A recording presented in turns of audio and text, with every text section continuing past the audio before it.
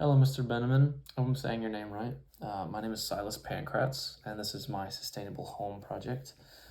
So first I'll get into just the components of the house, what makes it unique and sets it apart, makes it sustainable. The main part of that is this river that runs straight through the middle. This is just like a blueprint that I drew up in a few minutes that kind of describes a vague layout of the house. It's going to be one house, one building built around this river with two sides, and the river's going to run straight through it.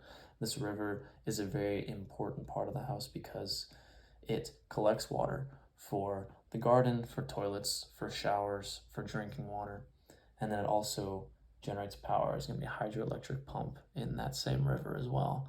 That's going to provide extra energy along with the solar panels on the roof. So it's just all around supports the house, helps it run efficiently and sustainably.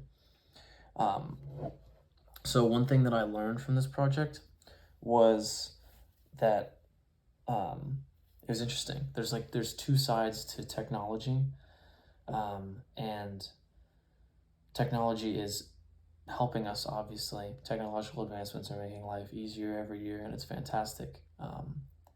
And because of that, it's easier to live a sustainable life. Like LED light bulbs, for example, are a more recent version of the light bulb, and they're the most like sustainable and like eco-friendly, like power-saving light bulb that we've developed, which is fantastic.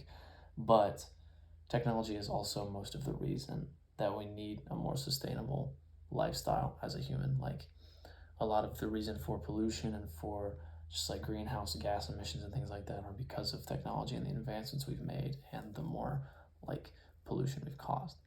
So it's interesting how to learn about how two-sided it is and how we're using something that caused the problem to kind of help fix the problem that it started itself. That's very interesting to me. It was fun learning about that in new ways that like technology is a good thing sometimes. One thing that surprised me, it surprised me how doable most of this stuff is.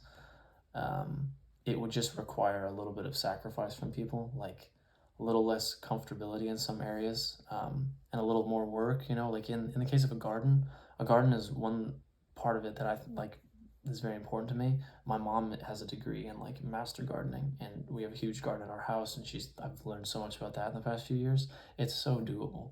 It's not an incredibly hard thing that's like meant for farmers. It's anybody can do it. It surprised me even more how doable it is. Like how easy it is to collect rainwater and like not have to use water from the tap, stuff like that. That leads me into the thing that I want to implement myself. I obviously live away from home now. I live in Chattanooga, and the most that I have like plants in my room and stuff. And I think one thing that I can implement, and I probably will, is the extra object on my blueprint and on my house is a rainwater barrel. There's two of them on different sides of my house that collect rainwater from the barrels, from the gutters, sorry. I can have a small version of that to use to water these plants in my room. I have 5 plants in my room. So instead of using water every few days from the tap, I can just use water I collected myself. It's more than enough. So that's definitely something that I'll implement. It seems super simple. Yeah, that's pretty much an overview of my project. I hope you enjoy it, and I hope you like the idea.